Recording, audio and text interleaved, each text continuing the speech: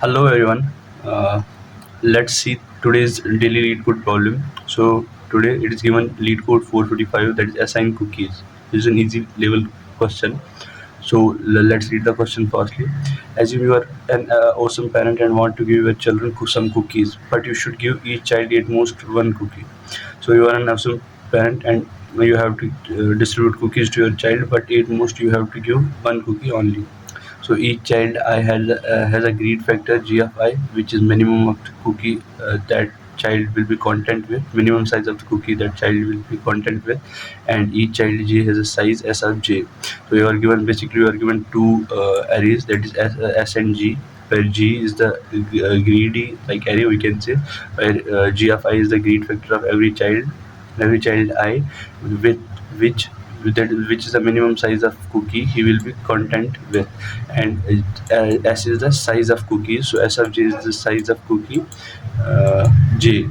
So basically what the question says, if s of j is greater than if s of j is greater than or equal to g of I, we can say the j, we can assign the cookie j to the child I. Only then we can assign this cookie j to the child I, and the child I will be content if s of j is greater or equal to g of I.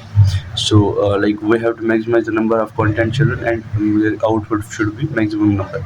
So let's see the example. We are given two arrays s and g, where s is 1 2 3 and j is 1 1.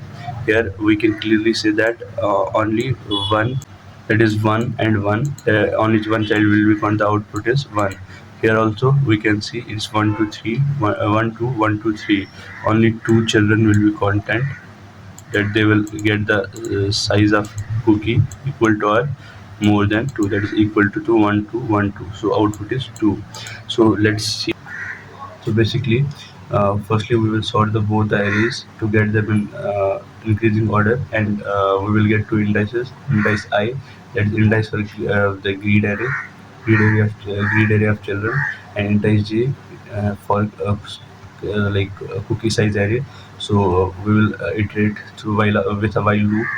We will initialize the while loop from length 0, and we will run it up to it will reach the size of the any of the array, the array which will be short, it will and terminate, the loop will terminate at that index. So the condition is, if s of j is greater or equal to g of I, will be increasing the I, and on every iteration we will be increasing the j. So basically I will be increasing only if j is s of j is greater or equal to g of I. So our returning factor will be I, because it's only increasing when it's satisfying the condition. So I is the I is equal to number of children which are content. So let me explain this to you. This g is 1 2, s is 1 3. Firstly we have to will be equal to 1 2, sorting, they are sorted, so they will. After that we will iterate through I, where I is the index for g, and j is initially 0. On iteration first they will check if I is equal, it will be 1 1, so they will increase, be 1.